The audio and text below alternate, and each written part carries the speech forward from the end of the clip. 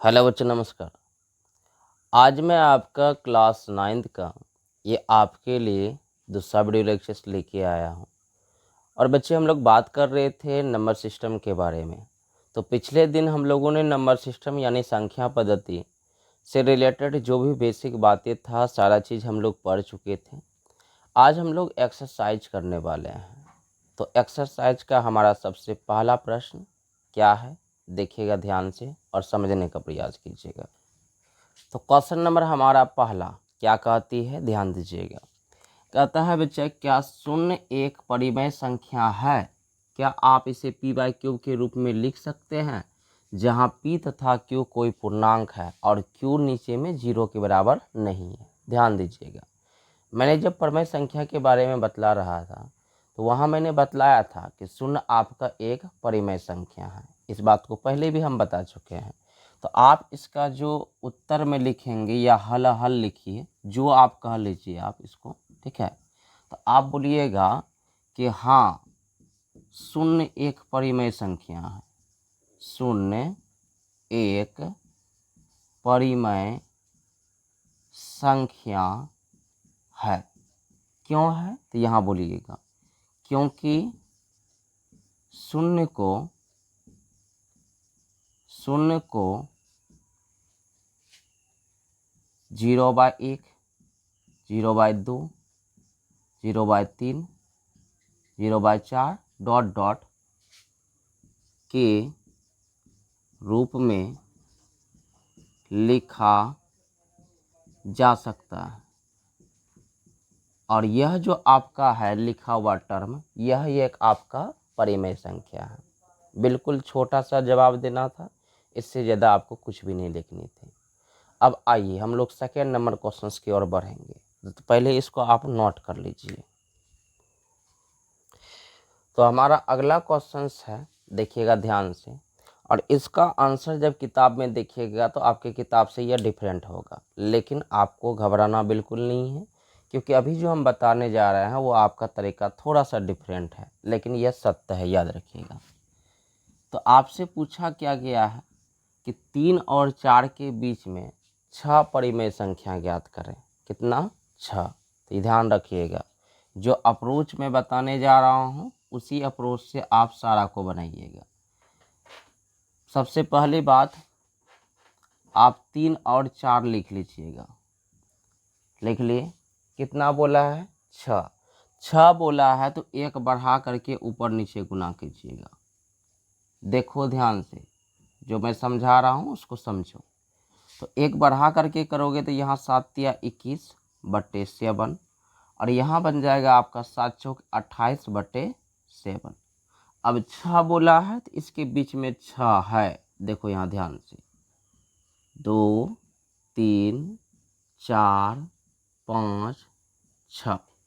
तो 21/7 के बाद 22/7, 23/7, 24/7, 25/7, 26/7 और 27/7। अब देखो 1, 2, 3, 4, 5, 6। और ध्यान से देखिएगा तो 22/7 को अगर जब भाग दीजिएगा तो 3 पॉइंट समथिंग निकलेगा, और 23/7 को भी भाग दीजिएगा तो 3 पॉइंट समथिंग। मतलब यहाँ तक भाग दीजिएगा तो 3 पॉइंट समथिंग ही निकलेगा, 4 नहीं बनेगा। इसका मतलब वह 3 और 4 के बीच में ही है।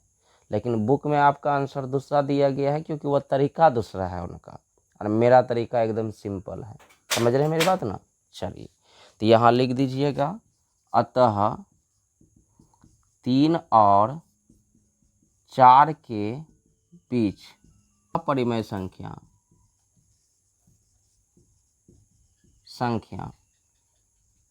क्या क्या हुआ आपका? बोलिए। 22/7, 23/7, 24/7, 25/7, 26/7 और उसके बाद 27/7। ठीक है, होगी आराम से, कोई दिक्कत नहीं है। चलो इसको भी नोट करो।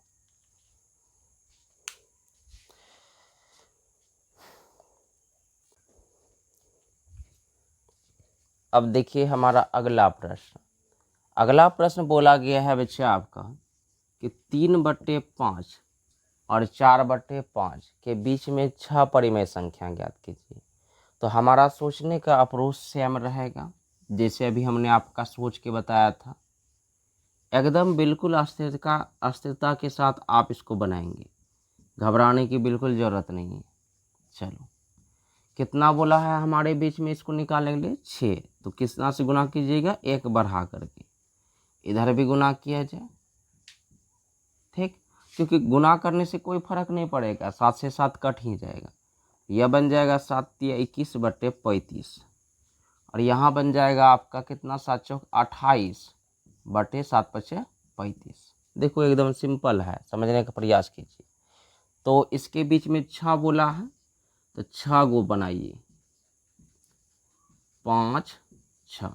चलिए, 21 के बाद क्या होगा, 22/35, 23/35, 24/35, 25/35, 26/35 और 27/35 हो गया।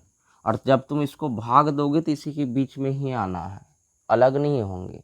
जैसे आप 3/5 को भाग दीजिएगा तो 0 पॉइंट समथिंग निकलेगा, तो यहाँ भी 22/35 को भाग दीजिएगा तो वह 0 पॉइंट समथिंग ही आएगा।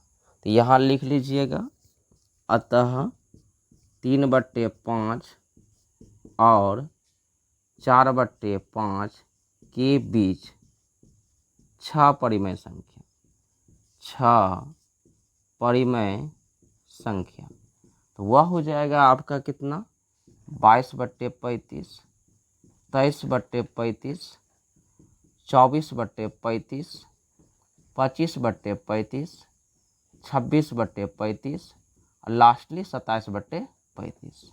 एकदम नॉर्मल, समझ रहे हैं मेरी बात। चलो, इसको भी नोट करो। आइए, अब कहता है बच्चा कि निम्नलिखित कथन में बताइए कि कौन सत्य है और कौन असत्य है, वो भी कारण के साथ में। तो सबसे पहला कथन हमारा क्या है, देखो ध्यान से, और इस कथन को बच्चा रटता है, रटने की कोई ज़रूरत नहीं है। बोला क्या गया है कि प्रत्येक प्राकृतिक संख्या एक पूर्ण संख्या होती है। तो आपको प्राकृतिक संख्या का यहाँ समूह बनाना है, यहाँ देखो ध्यान से, और एक तरफ बनाना है पूर्ण संख्या का समूह, अपने आप पता चल जाएगा। तो यह समूह है आपका किसका, प्राकृत संख्या, और यह समूह है हमारा किसका, पूर्ण संख्या का। देख लो ध्यान से, एकदम बिल्कुल आसान तरीके से समझोगे। तो प्राकृतिक संख्या 1 से स्टार्ट होती है, 1 2 3 4 5 डॉट डॉट जाएगा, और पूर्ण संख्या आपका 0 से स्टार्ट होती है, 0 1 2 3 4 5, ठीक, डॉट डॉट जाएगा।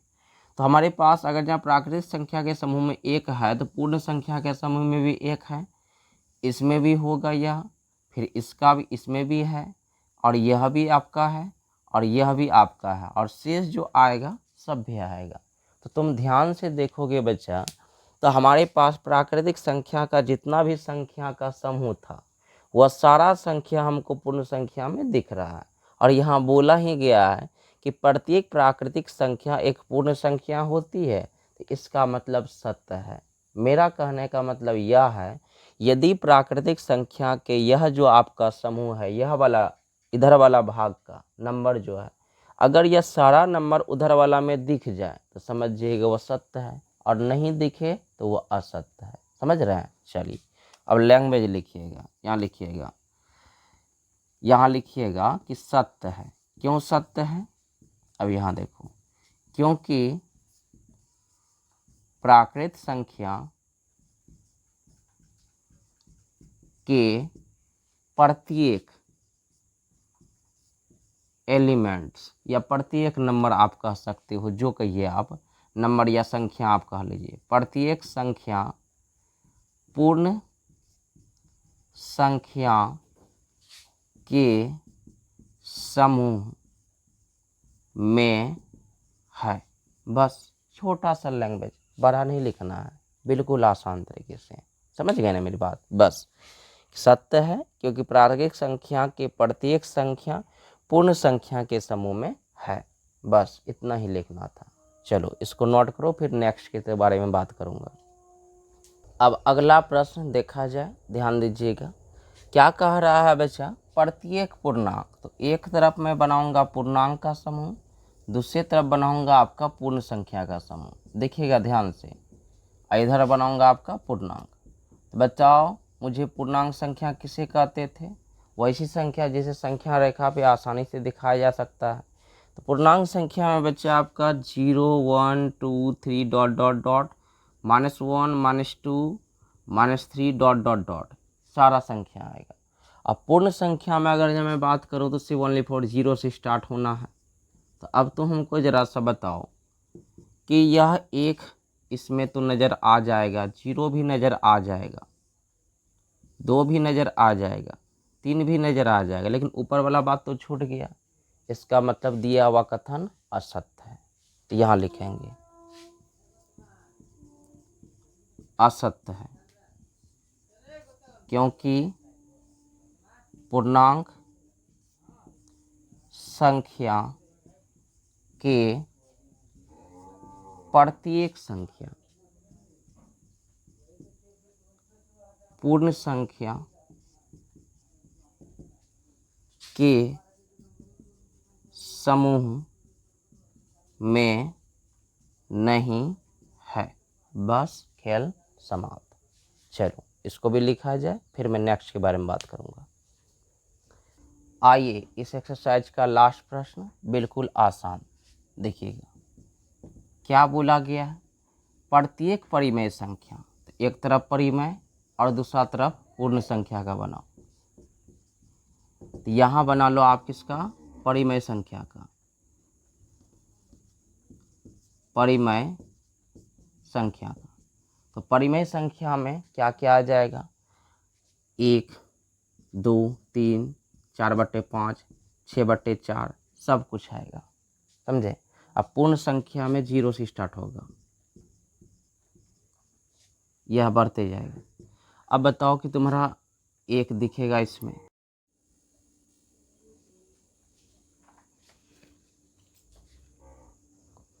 अब हमारा आखिरी प्रश्न देखो। वीडियो कट गया था बच्चा, ये मैं पहले ही बना चुका था, तो ये देख लो, इसको मैं जोड़ दूंगा। प्रत्येक परिमेय संख्या एक पूर्ण संख्या होती है। तो एक तरफ आप परिमेय संख्या का गोला बनाएंगे, दूसरी तरफ पूर्ण संख्या का गोला बनाएंगे। तो परिमेय संख्या का एलिमेंट अगर जहाँ देखोगे तो इसमें है, यह वाला भी है, यह वाला भी है, लेकिन बटे वाला तो आपको नहीं दिखेंगे, समझ रहा है। तो बस हो गया, खेल खत्म। तो यही बोल रहा है कि असत्य है, क्योंकि परिमेय संख्या के प्रत्येक संख्या पूर्ण संख्या के समूह में नहीं है। इस प्रकार से यह चैप्टर आपका समाप्त होता है। अब मिलेंगे आपको नेक्स्ट वीडियो लेक्चर्स में। धन्यवाद।